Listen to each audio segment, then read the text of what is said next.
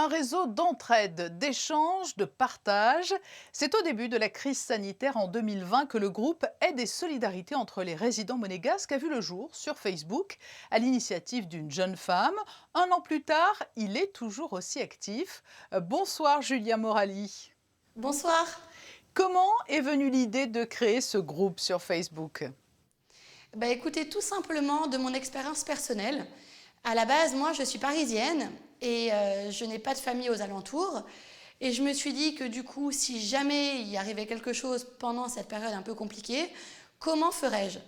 Et donc, je me suis dit, pourquoi pas créer un groupe Facebook? Le réseau social sera parfaitement à même de répondre à ça. Et voilà, l'idée est venue comme ça, en fait, tout simplement. Quelles étaient vos ambitions de départ? Vous vous attendiez à un tel succès? Absolument pas. En fait, à la base, j'ai commencé à envoyer l'invitation à mon propre réseau à Monaco. Et au début, tout le monde m'a dit: ah oui, c'est super, tu devrais vraiment l'envoyer à tout le monde. Et ça a fait boule de neige. Et je ne m'attendais absolument pas à autant de membres et actifs surtout. Combien y a-t-il de membres à ce jour? On va bientôt avoir 5000 membres. Et ça ne fait que croître. Sont-ils tous de Monaco? Est-ce qu'il n'y a que des résidents et des monégasques? 70% vivent à Monaco. Le reste, ce sont des communes limitrophes ou des gens qui ont un intérêt quelconque sur Monaco.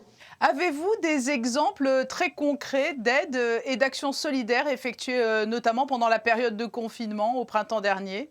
Pendant le confinement, il y a eu une jeune fille qui a posté un message concernant sa maman qui devait aller faire une chimiothérapie à Marseille, à la Timone. Il était 10 heures du soir.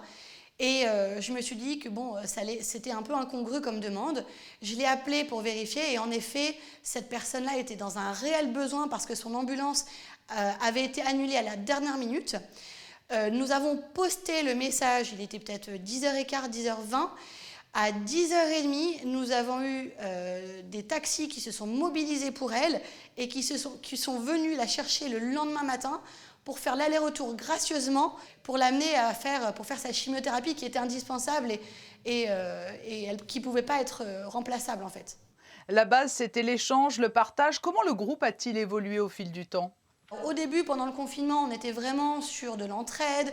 Et après le déconfinement, en fait, nous avons utilisé le groupe Facebook en tant que plateforme pour des informations utiles, des informations officielles et surtout des recommandations et des informations pratiques que les membres peuvent avoir pour des services ou pour une demande quelconque, en fait. Et c'est aussi un lieu d'échange et de débat, hein. On l'a vu le week-end dernier avec la riposte aux accusations portées contre Monaco. Cela a fait couler beaucoup d'encre. Oui, complètement. Après, voilà, la riposte était un peu nécessaire. Toujours, moi, je veille toujours à ce qu'il y ait le respect et une courtoisie au sein du groupe.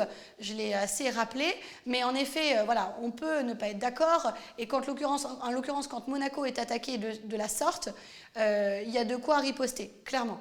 Mais comment assurez-vous la modération du groupe? Parce qu'il faut tout de même être vigilant à ce qui se dit. Et je crois que la semaine dernière, d'ailleurs, il y a eu quelques débordements. Oui, tout à fait. Les membres signalent le plus possible des dérives. J'ai aussi une amie qui m'aide sur la modération. Mais disons que la plupart des gens restent quand même courtois et dans le respect des règles qu'on a éditées, en fait, tout simplement. Comment expliquer que cette communauté soit plus vivante que jamais alors que nous ne sommes plus en confinement hein, depuis fort longtemps? C'est l'esprit village aussi de Monaco qui transparaît dans ce groupe? Là, on fait rencontrer virtuellement des gens qui débattent, qui sont d'accord, qui s'échangent des services, etc. Et c'est ça qui fait vivre la communauté. Et dans Facebook, justement, je l'ai assez écrit, ce sont les membres qui le font vivre, ce sont leurs demandes, et c'est eux qui tendent à le faire évoluer. Mais on a une communauté monégasque qui est extrêmement active, sincèrement. Julia, un jour, on l'espère, et le plus rapidement possible, cette crise trouvera son terme. Vous imaginez peut-être basculer du monde virtuel vers le réel? Oui, complètement. Et beaucoup de membres, et moi-même, je le souhaite fortement. J'aimerais bien organiser avec tous les acteurs, tous les membres des groupes, les acteurs monégasques, les commerçants, restaurateurs qui ont participé activement, à une rencontre physique. Et je pense que ça serait le rêve de beaucoup de membres de pouvoir célébrer un apéro à Monaco sans des masques, sans tout ça, parce qu'on sait que ça va se terminer. La question c'est quand, mais voilà, on a tous été présents et je pense qu'être présent physiquement, après toute cette période, ça serait vraiment super et ça nous donnerait un peu de l'espoir en fait. Eh bien, on souhaite longue vie à votre groupe sur Facebook, dans le monde virtuel et plus si affinité. Julien Morali, merci d'avoir répondu à notre Merci à vous. invitation. Merci.